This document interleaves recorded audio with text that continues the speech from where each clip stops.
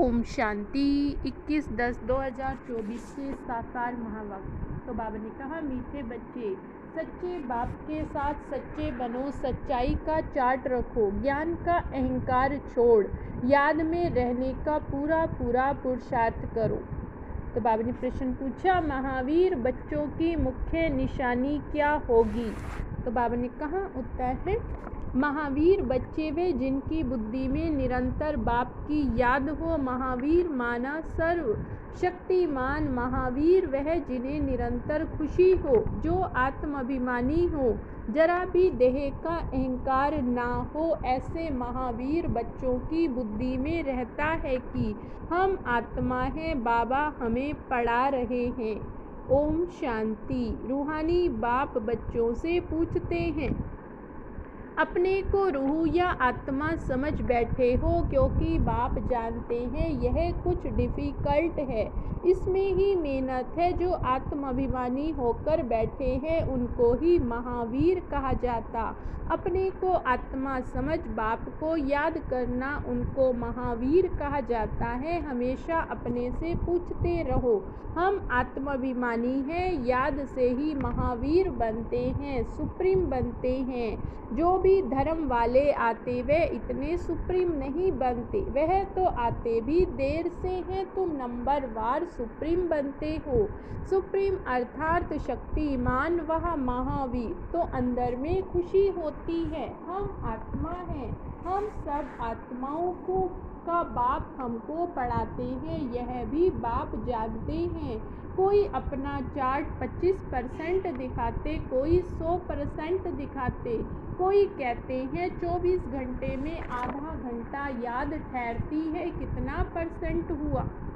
अपनी बड़ी संभाल रखनी है, धीरे धीरे महावीर बनना है, फट से नहीं बन सकते हैं, मेहनत है। वह जो ब्रह्म ज्ञानी तत्व ज्ञानी है, ऐसे मत समझो वह अपने को कोई आत्मा समझते हैं, वह तो ब्रह्म घर को परमात्मा समझते हैं और स्वयं को कहते अयम ब्रह्मसिम। अब घर से थोड़े ही योग लगाया जाता है। अभी तुम बच्चे अपने को आत्मा समझते हो, यह अपना चार्ट देखना है। 24 घंटे में हम कितना समय अपने को आत्मा समझते हैं, अभी तुम बच्चे जानते हो। हम ईश्वरीय सर्विस पर है, ऑन गॉडली सर्विस, यही सबको बताना है। बाप सिर्फ कहते हैं मनमना भव, अर्थात अपने को आत्मा समझ, मुझे याद करो, यह तुम्हारी सर्विस है। जितनी तुम सर्विस करेंगे उतना फल भी मिलेगा। ये बातें अच्छी रीति समझने की हैं। अच्छे अच्छे महारथी बच्चे भी इस बात को पूरा समझते नहीं, इसमें बड़ी मेहनत है, मेहनत बिगर फल थोड़े ही मिल सकता है। बाबा देखते हैं, कोई चार्ट बनाकर भेज देते हैं, कोई से तो चार्ट लिखना पहुंचना ही नहीं, ज्ञान का अहंकार है, याद में बैठने की मेहनत पहुंचती नहीं। बाप समझाते हैं, मूल बात है याद की अपने पर नज़र रखनी है। हमारा चार्ट कैसे है वे नोट करना। कोई कहते हैं चार्ट लिखने की फुर्सत नहीं है, मूल बात तो बाप कहते अपने को आत्मा समझ, अल्लाह को याद करो।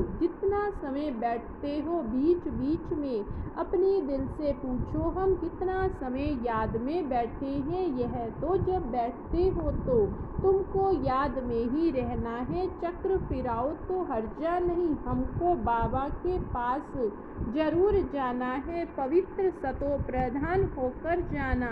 इस बात को अच्छी रीति समझना है। कोई तो पट से भूल जाते हैं, सच्चा सच्चा चार्ट अपना बताते नहीं, ऐसे बहुत महारथी हैं, सच तो कभी नहीं बताएंगे। आधा कल्प झूठ दुनिया चली, झूठ जैसे अंदर जम गया, इसमें भी जो साधारण है वह तो झट चार्ट लिखेंगे।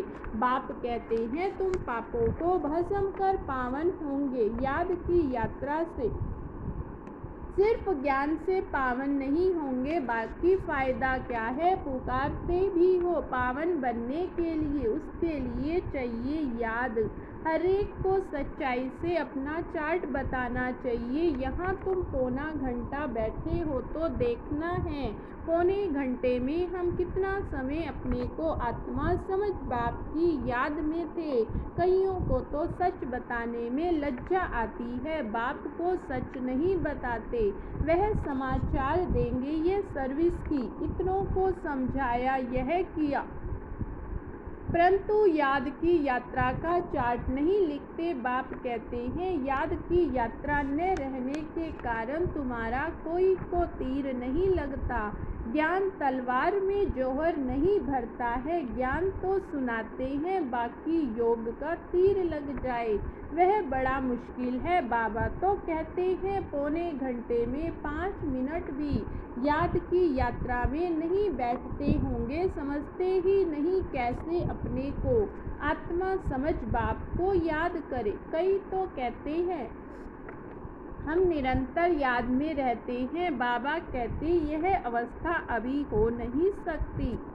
अगर निरंतर याद करते फिर तो कर्मातीत अवस्था आ जाए, ज्ञान की प्राकष्ठता हो जाए। थोड़ा ही किसको समझाने से बहुत तीर लग जाए। मेहनत है विश्व का मालिक, कोई ऐसे थोड़े ही बन जाएंगे। माया तुम्हारी बुद्धि का योग कहाँ का कहाँ ले जाएगी।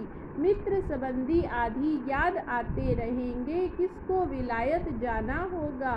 सब मित्र संबंधी स्टीमर एरोप्लेन आदि ही याद आते रहेंगे विलायत जाने की।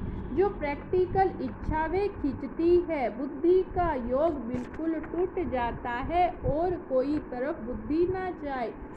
इसमें बड़ी मेहनत की बात है, सिर्फ एक बाप की ही याद रहे, यह देह भी याद ना आए। यह अवस्था तुम्हारी पिछाड़ी में होगी। दिन प्रतिदिन जितना याद की यात्रा को बढ़ाते रहें, यह तुम्हारा ही कल्याण। जितना याद में रहेंगे उतना तुम्हारी कमाई होगी। अगर शरीर छूट गया यह कमाई तो कर नहीं सकेंगे। अगर जाकर छोटा बच्चा बनेंगे तो कमाई क्या कर सकेंगे। भल आत्मा यह संस्कार ले जाएगी, परंतु टीचर तो चाहिए ना, जो फिर स्मृति दिलाए। बाप भी स्मृति दिलाते हैं, बाप को याद करो, यह सिवाय तुम्हारे और कोई को पता नहीं। बाप की याद से ही पावन बनेंगे। वह तो गंगा स्नान को उच्च मानते हैं, इसलिए गंगा स्नान ही करते रहते हैं। बाबा तो इन बातों का अनुभवी है, इसने बहुत गुरु किए, वह स्नान करने जाते पानी का। यहाँ तुम्हारा स्नान होता है याद की यात्रा का। सिवाय बाप की याद के तुम्हारी आत्मा पावन बन नहीं सकती। इनका नाम ही योग अर्थात याद की यात्रा है। याद ज्ञान को स्नान नहीं समझना, योग का स्नान है। ज्ञान तो पढ़ाई है, योग का स्नान जिससे पाप करते हैं। ज्ञान और योग दो चीजें हैं, याद से ही जन्म जन्मांतर के पाप भस्म होते। बाप कहते हैं इस याद की यात्रा से ही तुम पावन बन सतो प्रधान बन जाएंगे। बाप तो बहुत अच्छी रीति समझाते। मीठे मीठे बच्चों, इन बातों को अच्छी रीति समझो, ये भूलो नहीं। याद की यात्रा से ही जन्म जन्मांतर के पाप कटेंगे, बाकी ज्ञान तो कमाई है। याद और पढ़ाई दोनों अलग चीज हैं। ज्ञान और विज्ञान, ज्ञान माना पढ़ाई, विज्ञान माना योग। किसको उच्च रखेंगे, ज्ञान या योग।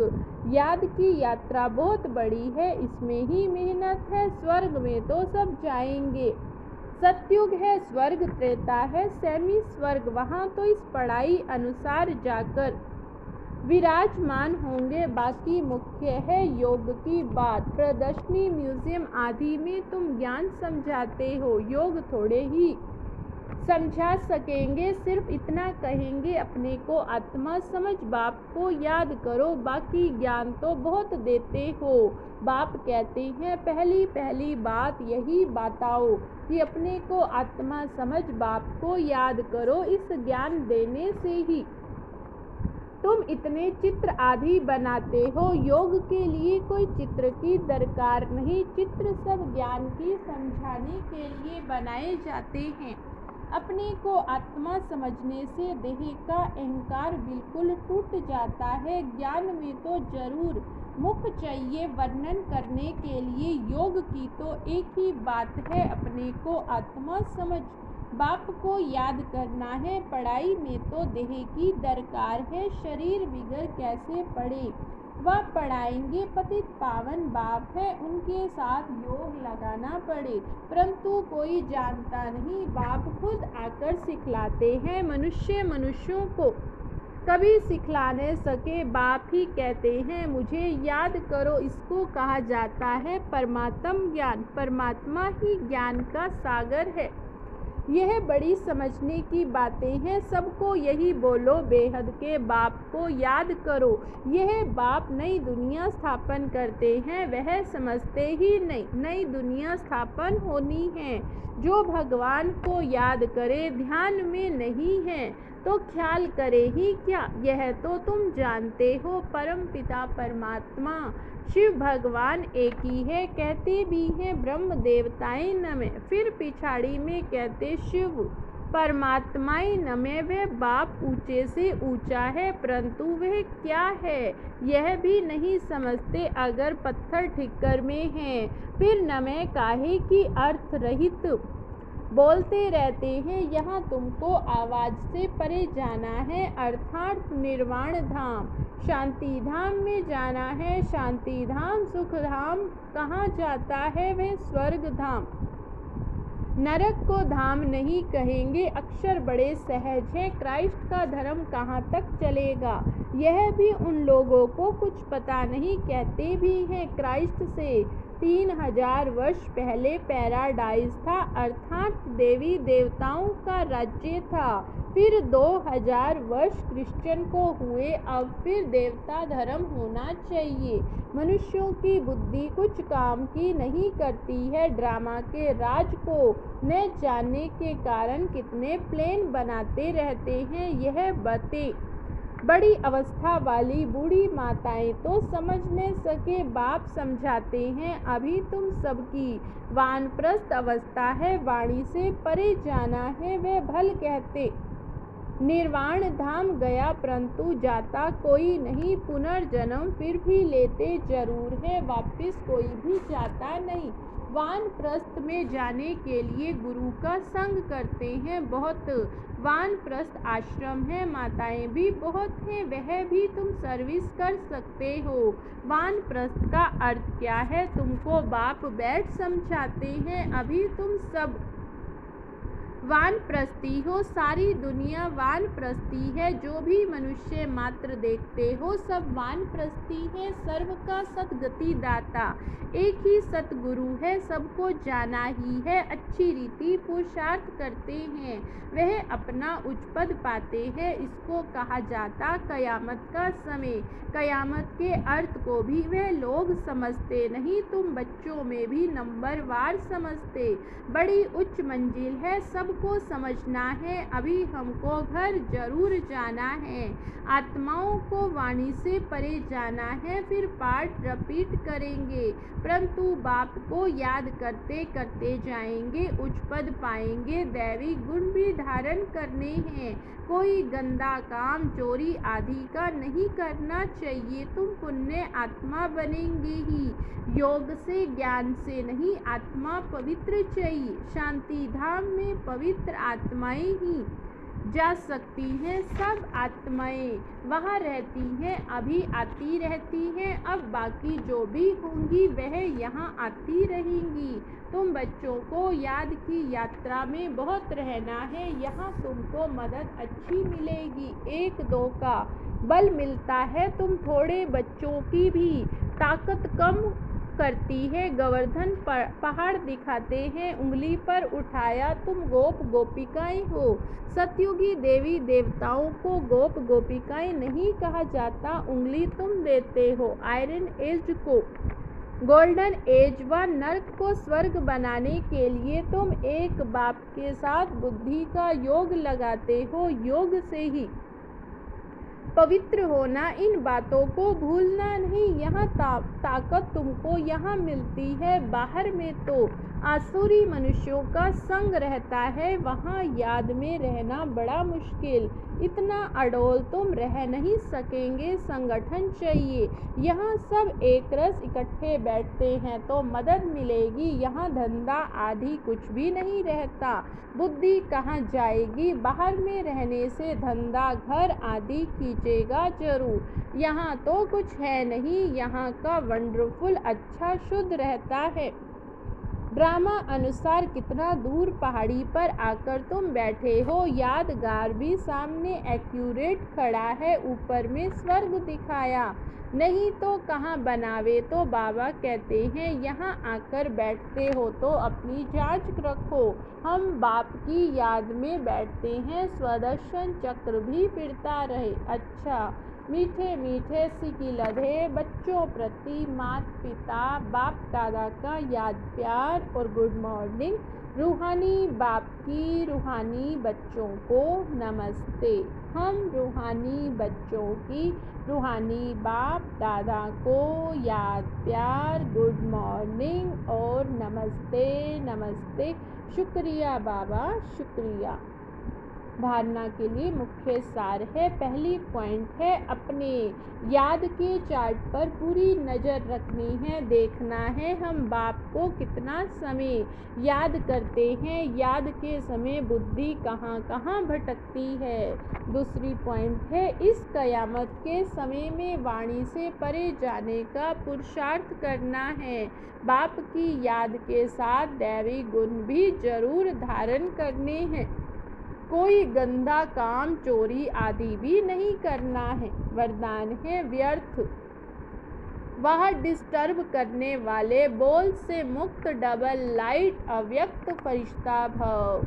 व्यर्थ व डिस्टर्ब करने वाले बोल से मुक्त, डबल लाइट अव्यक्त फरिश्ता भव। अव्यक्त फरिश्ता बनना है तो व्यर्थ बोल जो किसी को भी अच्छे नहीं लगते, उन्हें सदा के लिए समाप्त करो। बात होती है दो शब्दों की, लेकिन उसे लंबा करते बोलते रहना यह भी व्यर्थ है। जो 4 शब्दों में काम हो सकता है तो 12-15 शब्दों में नहीं बोलो। कम बोलो, धीरे बोलो, यह स्लोगन गले में डालकर रखो। व्यर्थ व डिस्टर्ब करने वाले बोल से मुक्त बनो तो अव्यक्त फरिश्ता बनने में बहुत मदद मिलेगी। स्लोगन है, जो स्वयं को परमात्म प्यार के पीछे कुर्बान करते हैं, सफलता उनके गले की माला बन जाती है। जो स्वयं को परमात्म प्यार के पीछे कुर्बान करते हैं, सफलता उनके गले की माला बन जाती है। तो आज का अव्यक्त इशारा है, जब आपस में जैसे वह बहुत पहले से साउंड को कैच करते हैं, वैसे आप अपने 5000 वर्ष पहले के दैवी संस्कार कैच करो। सदैव यही स्मृति में रखो, मैं यही था, फिर बन रहा हूँ। जितना जितना आदि और अनादि पवित्र संस्कारों को कैच कर सकेंगे, उतना उसका स्वरूप बन सकेंगे। अच्छा, ओम शांति। ओम शांति। 21/10/2024 से साकार महावाक्य। तो बाबा ने कहा, मीठे बच्चे, सच्चे बाप के साथ सच्चे बनो, सच्चाई का चार्ट रखो, ज्ञान का अहंकार छोड़, याद में रहने का पूरा पूरा पुरुषार्थ करो। तो बाबा ने प्रश्न पूछा, महावीर बच्चों की मुख्य निशानी क्या होगी? तो बाबा ने कहा, उत्तर है, महावीर बच्चे वे जिनकी बुद्धि में निरंतर बाप की याद हो। महावीर माना सर्व शक्तिमान। महावीर वह जिन्हें निरंतर खुशी हो, जो आत्माभिमानी हो, जरा भी देह का अहंकार ना हो। ऐसे महावीर बच्चों की बुद्धि में रहता है कि हम आत्मा हैं, बाबा हमें पढ़ा रहे हैं। ओम शांति। रूहानी बाप बच्चों से पूछते हैं, अपने को रूह या आत्मा समझ बैठे हो, क्योंकि बाप जानते हैं यह कुछ डिफ़िकल्ट है, इसमें ही मेहनत है। जो आत्माभिमानी होकर बैठे हैं उनको ही महावीर कहा जाता। अपने को आत्मा समझ बाप को याद करना उनको महावीर कहा जाता है। हमेशा अपने से पूछते रहो, हम आत्माभिमानी हैं, याद से ही महावीर बनते हैं, सुप्रीम बनते हैं। जो भी धर्म वाले आते वे इतने सुप्रीम नहीं बनते, वह तो आते भी देर से हैं। तुम नंबर वार सुप्रीम बनते हो। सुप्रीम अर्थात शक्तिमान वह महावीर, तो अंदर में खुशी होती है। हम आत्मा हैं, हम सब आत्माओं को का बाप हमको पढ़ाते हैं, यह भी बाप जानते हैं। कोई अपना चार्ट 25% दिखाते, कोई 100% दिखाते, कोई कहते हैं 24 घंटे में आधा घंटा याद ठहरती है, कितना परसेंट हुआ।